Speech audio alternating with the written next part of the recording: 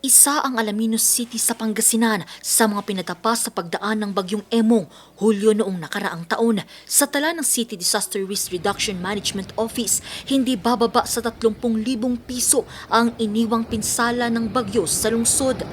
Ang mga bagay na ito ang nagtulak sa Alaminos City LGU upang isagawa ang kauna-unahang Rescue Olympics bilang bahagi ng pagdiriwang ng National Disaster Resilience Month. Ang 39 na barangay na sukat ang galing sa pagresponde sa iba't ibang sakuna gaya ng lindol, bagyo at iba pa. Makakaasa po sila na napalakas po ang ating mga barangay.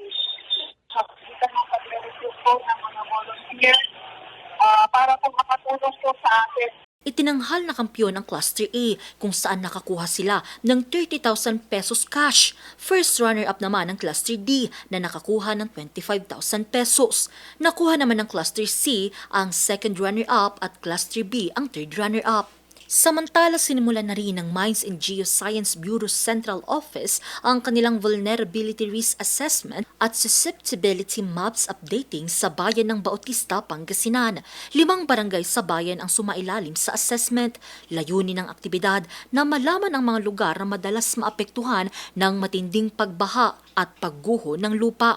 Magagamit kasi ito sa pagpapabuti ng land use planning at evacuation planning para maproteksyonan ang buhay at kabuhayan sa panahon ng sakuna. Angel Arquero para sa Nation on the Move.